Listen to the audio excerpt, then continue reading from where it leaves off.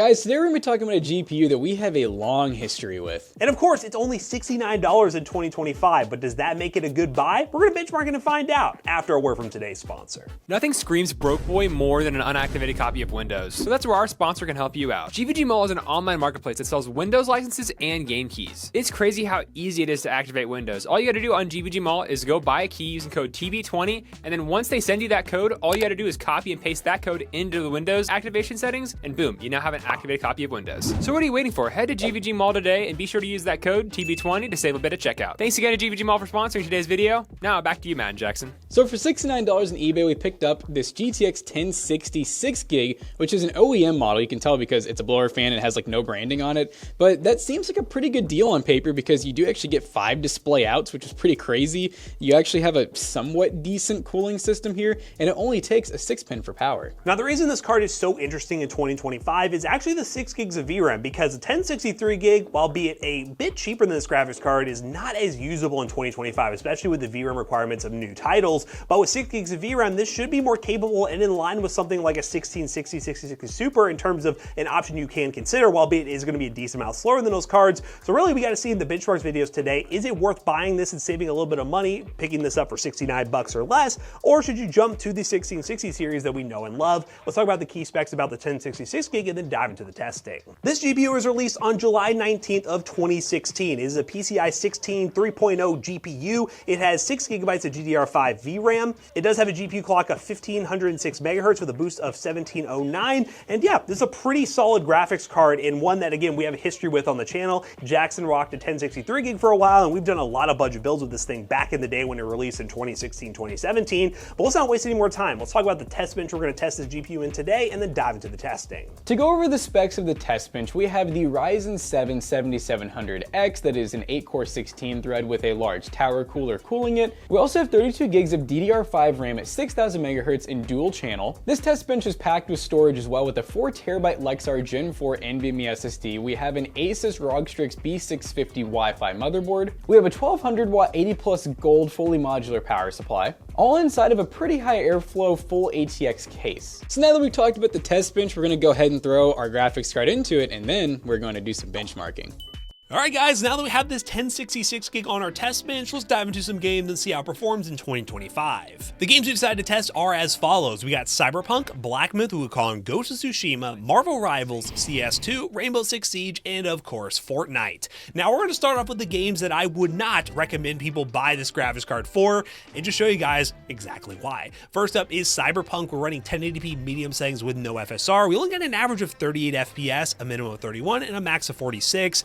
Realistically, if you are going to try to play Cyberpunk on this GPU and you want 60 FPS, you're looking at 1080p low settings with FSR set to a pretty aggressive performance metric, which is playable if you're desperate enough. But at $69, I don't really think that's the best price performance, and Cyberpunk is definitely not a game I would recommend you buy this graphics card for. Another game specifically is Black Myth Wukong. We ran this one at 1080p low settings with FSR. We got an average of 55 FPS, a max of 63, and a minimum of 36. This is actually more playable than I expected. You can play Black Myth Wukong at a, well, somewhat lower FPS experience with FSR. Input lag is definitely going to be there, and it's not going to look the prettiest, but if you're desperate, you can play this game. But I imagine when you're playing the real game and at certain points in the game, you're going to have some lag spikes. So again, another game I wouldn't recommend you buy this GPU for, but it is serviceable if you want to try this really awesome game. Next up is Ghost of Tsushima at 1080p low settings with no upscaling. Got an average of 40 FPS. Another one that looks really bad, honestly, running these settings, but this one would definitely be an upscale game to get to 60 FPS. This one was more playable than the rest in terms of the AAA titles we're trying to test here to see what this GPU is capable of. So I would say this one is more playable, but again, another game that I wouldn't necessarily recommend you go out of your way to buy this GPU for. Next up is Marvel Rivals, 1080p low settings with FSR and no frame gen, and we average about 48 to 60 FPS. I will say, as we get more into the esports titles, it's always important to mention the CPU we are using in this test test bench, which is a 7700X. Some of these esports titles are more CPU bound, so we try to run on higher settings where we can, so we're not reliant on that CPU. But if you are looking to get similar results with a more acceptable CPU for a 1066 gig, I'd be looking on the used market for like a Ryzen 5 3600 or Ryzen 5 2600.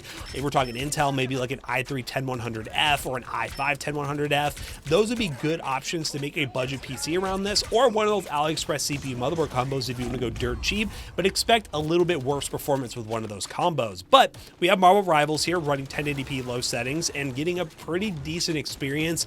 It's not great. Forced ray tracing is really going to hurt this GPU market in the long run if games continue to do this, but you know what? It's at least serviceable. Now let's run CS2 on high settings to try to make it more GPU bound using a benchmark utility, and we got an average of 124 FPS with a 1% low of 67. CS2 is a little bit more demanding than the original Counter-Strike that you would have played on this graphics card. Counter-Strike Global Offensive would have been perfect on this GPU, but you're still getting 100 FPS on higher details. You could run lower if you have a decent CPU like a Ryzen 5 3600 and get a higher refresh rate experience, and it just goes to show if you are a true PC gamer who only plays Counter-Strike, League of Legends, and all the classics, you can still get by with this graphics card. Next up, Rainbow Six Siege 1080p high settings. We got an average of 145 FPS, a minimum 103, and a max of 179.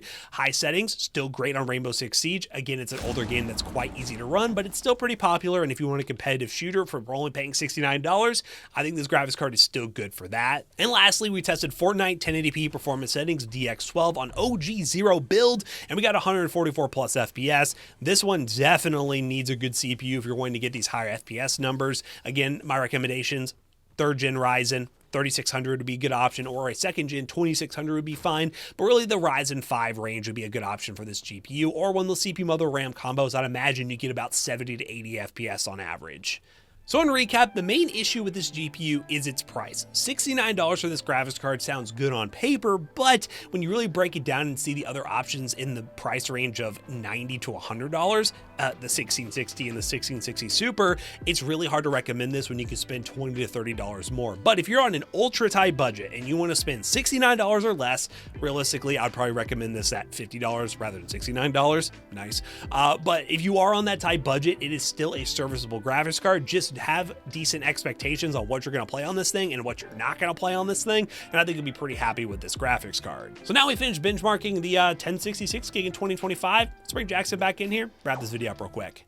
Alright guys, so we just got done benchmarking this OG graphics card, and while it can still game pretty well at 1080p at some lower settings, we do recommend if you can just spend an extra 20 to 30 bucks, that does put you in that 1660 all the way up to 1660 Ti category, and even though it still has 6 gigs of VRAM, it's a good amount newer card, so it's a little faster. And while $69 is a great number, it's not an amazing price for this graphics card. I would really recommend you find these at $50 or less. And at that price point for, let's say, a $200 or less gaming PC build, if you're on a really tight budget, I think it's still a good option. But with aging hardware, as Jackson mentioned, and also the 1660 line being on the market right now, it's harder to recommend this GPU. But you let me know in the comments down below. Would you pick up a 1066 gig in 2025? If you want to shop on eBay yourself, check the link in the description down below. It's an affiliate link and it will help us out. As always, we hope you guys enjoyed today's video. If you did, make sure you check out our other 2 YouTube channels and also our twitch.tv/ToastyBros, and don't forget to like, comment, and subscribe. We'll see you guys on the next one. Bye-bye.